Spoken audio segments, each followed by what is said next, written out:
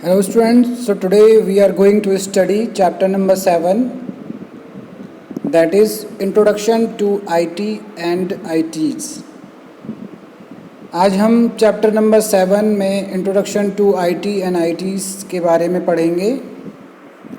तो सबसे पहले हम जानते हैं कि आईटी क्या होता है, व्हाट इज़ आईटी। इसके बाद इस चैप्टर में हम जानेंगे the opportunities in IT industries. इसके बाद बीपीओ क्या होता है इसके बारे में हम जानेंगे, और बीपीओ सर्विसेज क्या होती हैं ये हम देखेंगे, और लास्ट में हम जानेंगे बीपीएम के बारे में, that is business process management. Start करते हैं इस चैप्टर को। First of all we know what is IT and ITs. So with the advent of computers, extraordinary development has taken place in the field of information and communication technology. तो computers की आने की वजह से information और communication technology के field में एक एक्स्ट्रा ऑर्डिनरी डेवलपमेंट हुआ है। It has revolutionized our world and daily lifes. इसने हमारे वर्ल्ड को और हमारी डेली लाइफ्स को रेवोल्यूशनाइज कर दिया है। This technology has developed amazing tools, resources and has helped in availing instant information at our fingertips. इस टेक्नोलॉजी ने हमें अमेजिंग टूल्स दिए हैं, रिसोर्सेज दिए हैं, और इसने हमें इंफॉर्मेशन को इंस्टेंटली एक्सेस करने के लिए फैसिलिटीज़ प्रोवाइड की हैं। Information technology has led to the establishment of a global network which has brought people from different corners of the world together. Information technology की वजह से आज पूरी दुनिया एक ग्लोबल नेटवर्क में कन्वर्ट हो गई है, और दुनिया के अलग अलग कोने से लोग एक साथ आज जुड़ चुके हैं। It has also enabled in transmitting and sharing and analyzing, storing data. IT ने डेटा को ट्रांसमिट करने में, शेयर करने में और एनालाइज करने में भी काफ़ी इम्पोर्टेंट रोल प्ले किया है। Its application and influence is seen almost everywhere in our society, be it in our home, hospital, school, office, research center, etc. तो आईटी का जो इन्फ्लुएंस है वो हमें हर जगह देखने को मिलता है, चाहे वो हमारा स्कूल हो, हमारी सोसाइटी हो, हमारा hospital, school, office, research centre, चाहे कुछ भी हो, हमें हर जगह पर आईटी का इन्फ्लुएंस देखने को मिलता है। India is one of the fastest growing hubs of IT services in the world. जो हमारा इंडिया है वो पूरी दुनिया में सबसे ज़्यादा तेज़ी से बढ़ता हुआ एक हब है आईटी सर्विसेज का पूरी दुनिया के अंदर। So the opportunities in IT industries can be broadly classified. अब हम अपॉर्चुनिटीज़ की बात करेंगे कि आईटी के फील्ड में कौन कौन सी अपॉर्चुनिटीज़ अवेलेबल हैं। तो जैसा कि यहाँ पे देख सकते हैं आप, software development, IT application and IT enabled services, ये यहाँ पर अपॉर्चुनिटीज़ हैं आईटी इंडस्ट्री के अंदर। तो जो सॉफ्टवेयर डेवलपमेंट होता है वो आईटी इंडस्ट्री का मेन वर्क होता है। Software development is one of the core work in IT industry. Operation mechanism of various organizations are being converted into applications or softwares which are helping to transform various sectors such as banking, health care, education, etc. into a more digitalized form. तो आज हर एक field में जो भी operations हैं उनको computerise किया जा रहा है, उनके लिए एप्लीकेशंस या सॉफ्टवेयर्स प्रोवाइड किए जा रहे हैं और वो वर्क फॉर एग्ज़ाम्पल जैसे कि बैंकिंग सेक्टर, हेल्थ केयर या एजुकेशन, इन सब सेक्टर्स में ये वर्क कंप्यूटराइज सॉफ्टवेयर फॉर्म में कंप्लीट किया जा रहा है। तो ITs is the form of third party or support service which has emerged due to use of resources IT tools in various fields such as banking, insurance, finance, medical, credit card, etc.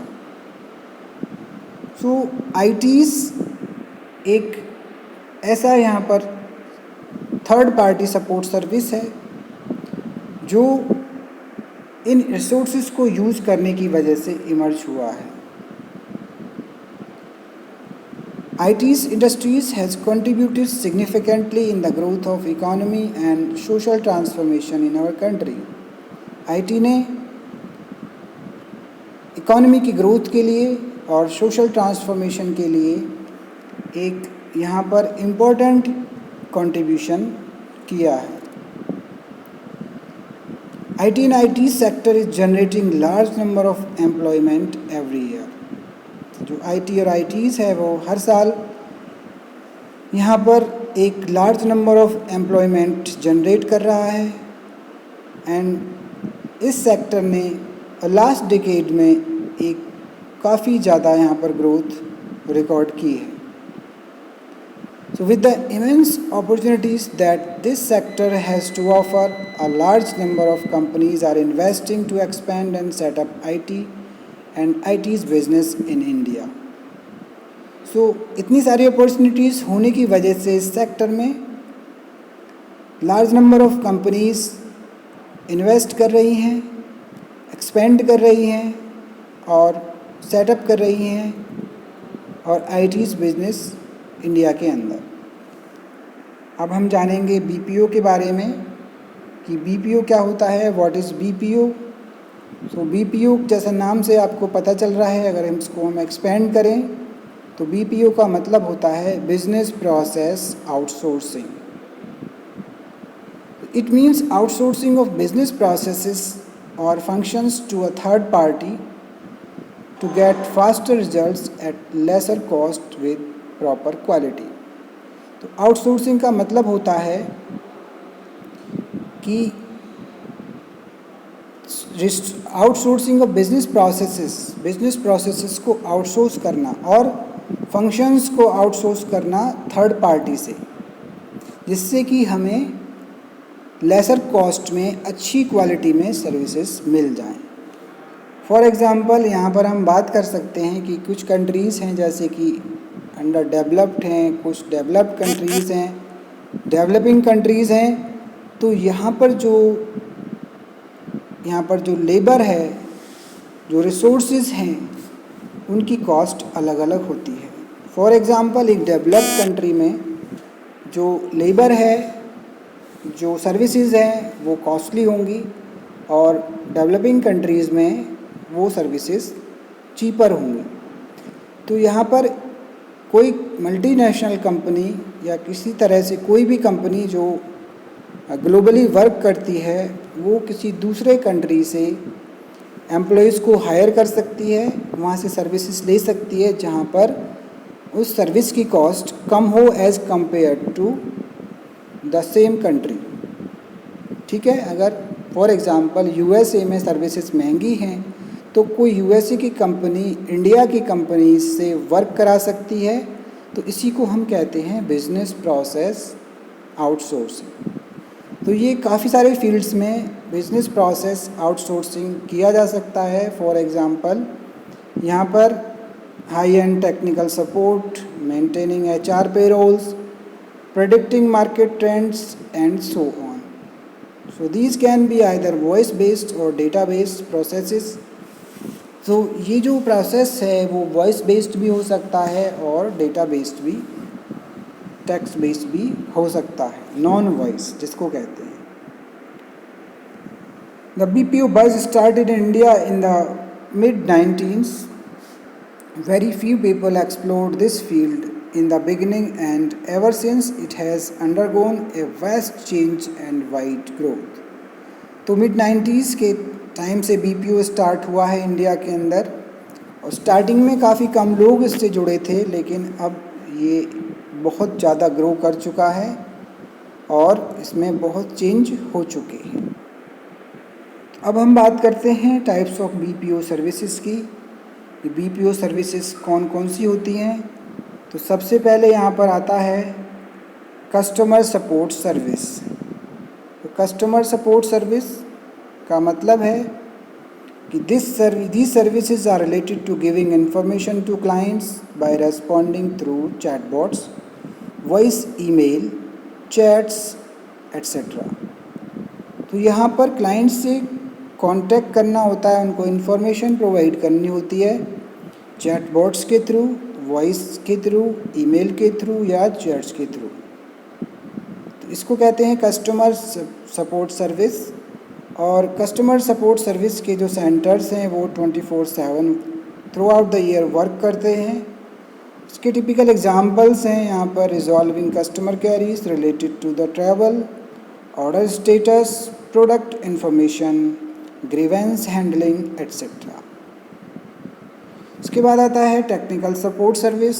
Technical support service का मतलब होता है, for example यहाँ पर कोई product अगर purchase किया जाता है तो उस प्रोडक्ट में अगर किसी तरह उसको यूज़ करने में अगर कस्टमर को किसी तरह की कोई प्रॉब्लम फेस होती है तो उस प्रॉब्लम को सॉर्ट आउट करने के लिए कस्टमर कांटेक्ट कर सकता है कुछ सेंटर्स में जिनमें उनकी क्वेरीज़ को रिज़ॉल्व किया जाता है।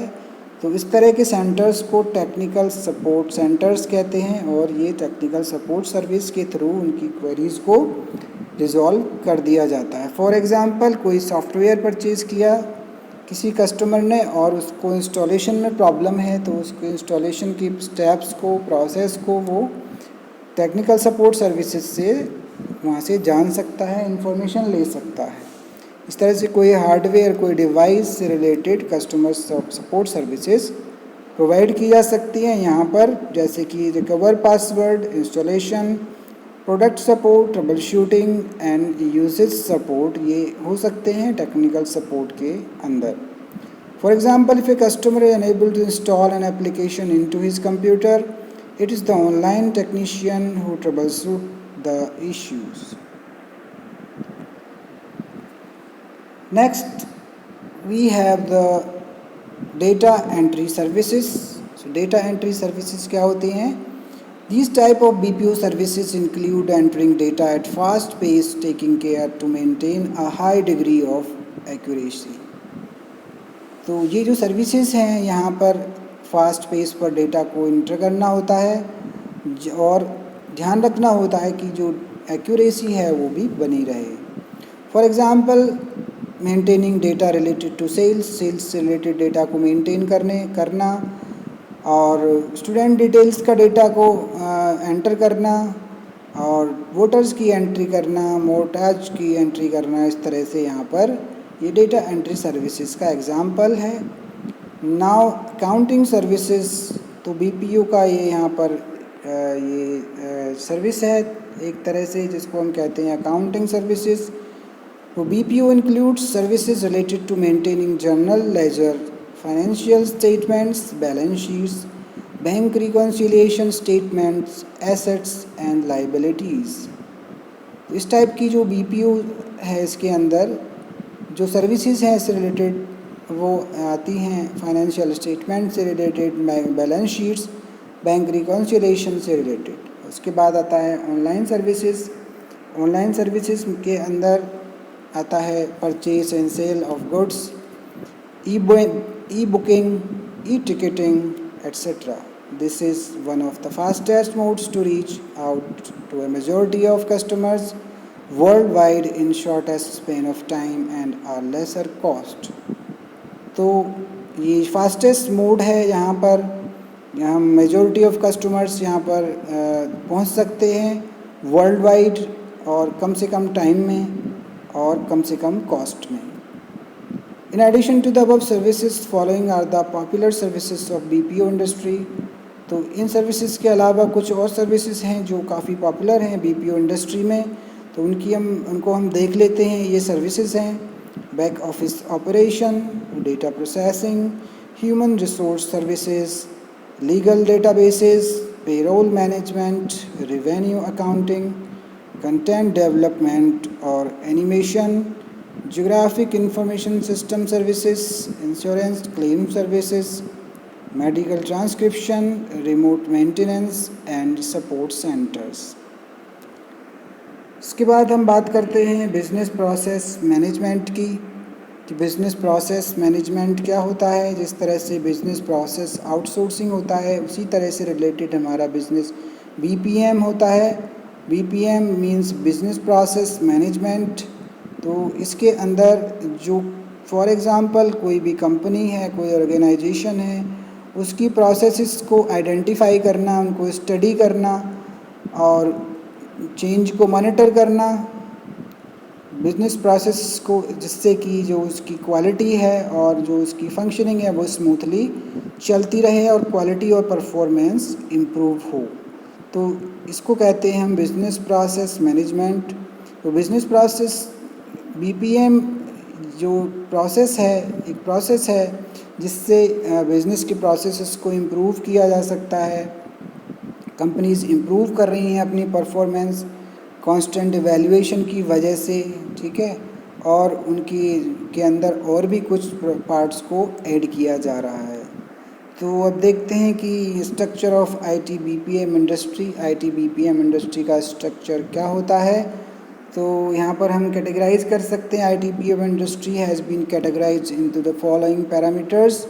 First sector in which the organisation is serving. तो IT BPM इंडस्ट्री को स्ट्रक्चर जो कैटेगराइज किया जाता है उसको देखा जाता है कि वो कंपनी या ऑर्गेनाइजेशन किस सेक्टर में वर्क कर रही है, कौन कौन सी रेंज ऑफ सर्विसेज और कंपनी वो ऑफ़र कर रही है, and geographic spread of the operations, कितनी रेंज में, कौन सी जियोग्राफिकल एरियाज़ में वो कंपनी सर्विसेज को प्रोवाइड कर रही है, and revenues and size of operations, revenues क्या हैं, क्या कंपनी अर्न कर रही है और कितने इसका साइज ऑफ ऑपरेशंस है। इसके बाद हम देखते हैं कुछ टर्म्स हमारे सामने हैं जिनको हम कहते हैं, देख सकते हैं MNCs, ISPs एंड GIC। तो फर्स्ट है यहाँ पर MNC। तो MNC क्या होता है, इसकी फुल फॉर्म हम जान लेते हैं, that is multinational company. Multinational companies क्या होती हैं, are the registered and has facilities, assets and operations in more than one country at a time. तो ये ऐसी कंपनीज़ होती हैं जो ग्लोबली वर्क करती हैं और उनका ऑफिस, एक मेन ऑफिस जो हेड ऑफिस होता है एक कंपनी के अंदर एक कंट्री के अंदर होता है, और बाकी इसके ऑफिसेज अदर कंट्रीज़ में भी हो सकते हैं। तो generally company has its headquarters in one country and operates in many countries. तो ये एग्ज़ाम्पल है यहाँ पर मल्टीनेशनल कंपनी का कि उसका जो हेड ऑफिस है वो एक कंट्री के अंदर होगा और उसकी जो ऑफिसेस होंगे वो अदर कंट्रीज़ में भी ऑपरेट करती है। इसके बाद ISP आता है। तो ISP की फुल फॉर्म है यहाँ पर इंडियन सर्विस प्रोवाइडर। तो ISPs क्या होते हैं, जनरली ये ऐसी कंपनीज या ऑर्गेनाइजेशंस हैं जिनका जो मेन हेडक्वार्टर है वो इंडिया के अंदर होता है और बाकी ऑफिसेस अदर कंट्रीज़ में, मल्टीपल कंट्रीज़ में भी हो सकते हैं। तो इनको हम कहते हैं ISPs। इसके बाद आता है GIC की फुल फॉर्म होती है ग्लोबल इन हाउस सेंटर्स। तो ग्लोबल इन हाउस सेंटर्स क्या है, इनका कस्टमर्स से कोई रिलेशंस नहीं होते हैं, कस्टमर के लिए वर्क नहीं करते हैं, ये केवल अपने पेरेंट कंपनी के लिए वर्क करते हैं। तो मीन्स हम समझ सकते हैं एक कंपनी के अंदर एक यहाँ पर एक डिपार्टमेंट एक तरह का बना दिया जाता है जिसको हम कहते हैं GIC global in house centres, और वो केवल अपनी पेरेंट कंपनी के लिए जो भी उनको वर्क असाइन किया जाता है उसको वो परफॉर्म करते हैं, कंप्लीट करते हैं, बाकी और उनका कोई वर्क नहीं होता है। सो अगली वीडियो में हम जानेंगे एप्लीकेशंस ऑफ IT के बारे में। सो